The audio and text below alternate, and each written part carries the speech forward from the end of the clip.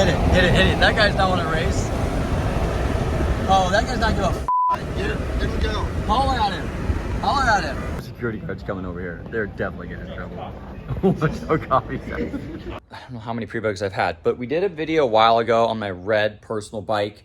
Explanations of what's done. That was one of the first bikes I bought, wheelies, because it is so light. You can pull it up so easy. If it starts to go down, you can't keep it up. This one, we are looking into making a piece that does not have the back.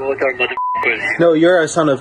Oh, you. Evolution gear cover. I've got the Raveno clutch here, the dry clutch on the back. Yeah, but we've got some other cool stuff in here, which I'm sure you guys have seen. Oh, yeah.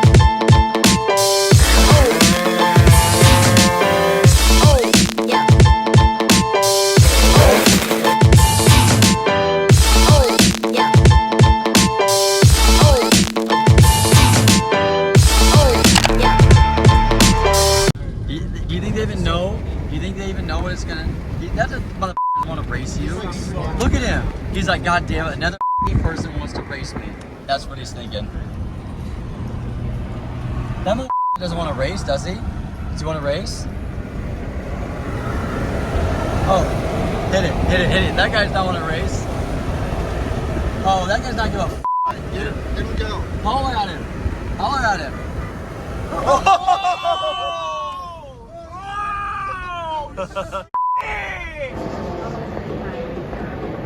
This is what happens when you're stuck at the airport. Pop a wheelie, Pat.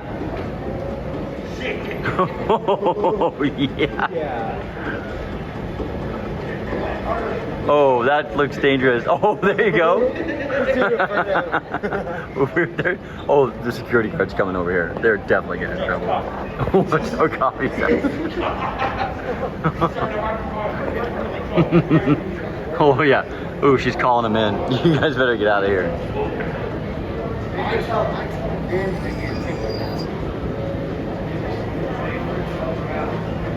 Oh, look at they're splitting. They're going two different directions.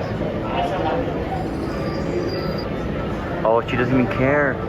Morning, guys. So, I don't know how many pre-bugs I've had, but we did a video a while ago on my red personal bike and kind of did a full top to bottom explanation of what's done, from suspension, motor parts, aesthetics. So I figured maybe kind of a good idea to do it over my most recent bike. This one, this bike has a long history. That was one of the first bikes I bought. That one and my other enduro bike I bought back in 2014, 2015. I sold it to Ed. That one went to Barber. That's the same bike. Ed, he's a gangster. Realized that the frame's bent too because he jumped it through the air several times, which is fine, adds character. But that's that bike. The first two bikes I had an Enduro Zuma, which was red and white, and then that one. So these are the two bikes that originally, the first bike started. So this bike is kind of special. One, because Ed bent the frame. Two, because it's the first pre-bug I ever purchased. So this is a 89. It came with, this one originally came with the red and white fairings. It went to black, and then I went back to white and blue. These came off Tim Nicolau's pre-bug that I bought a while ago. These are not good bikes to learn how to wheelie unless you resolve the issues with the rear brake.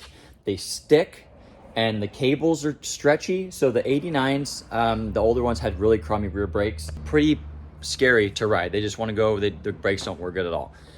So this one, once I got it figured out, is perfect. I absolutely love how light the front end is. I'm always doing disc brakes and upgrading wheels and suspension. However, this is so light.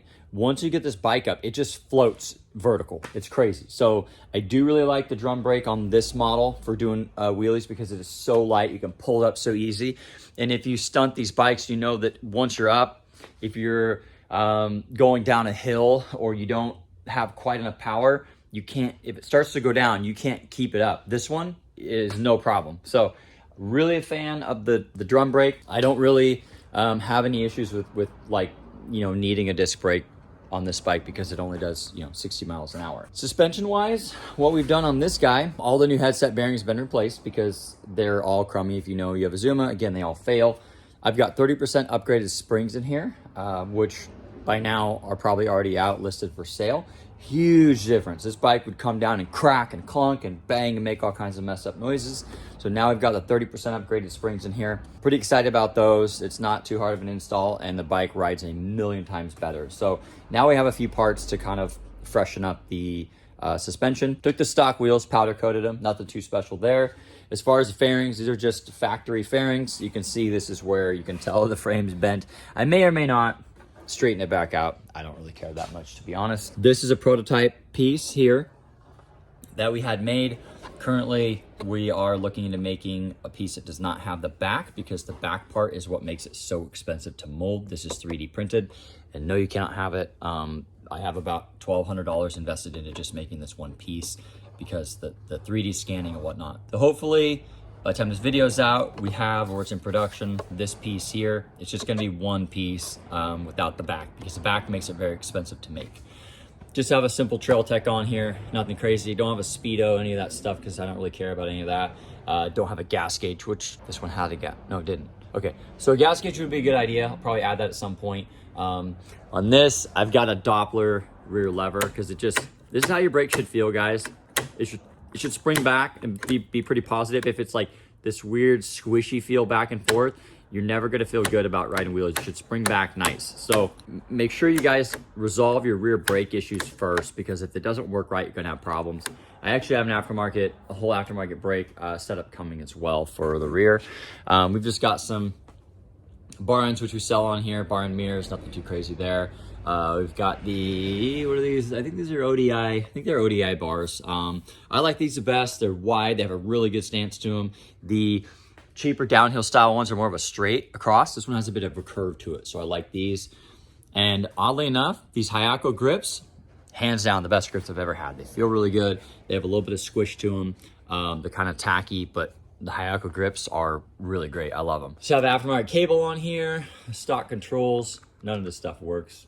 I don't think any of it works. Lights work, that's all I care about. I've done some the MD pegs on the back. The factory rear seat, or the factory seat here, which we have a video on, shaved down.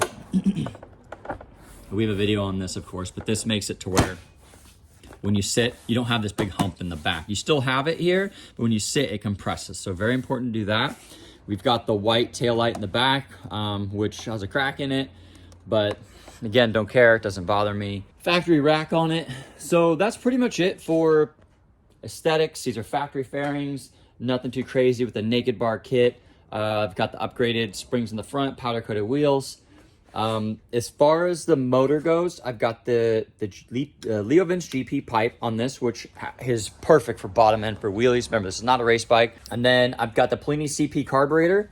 I've got the Stage 6 intake. I have a Polini cylinder. And then we're actually running the Malossi overrange on here. I just changed the belt out, I just changed the variator rollers out. That's why the belt sit down hasn't started yet. But I've got the Malossi overrange, the Polini Evolution gear cover, stock gears. I've got the Raveno clutch here, the dry clutch on the back. And then I have the Malossi variator as part of the overrange kit. So motor's not crazy, it's nothing wild.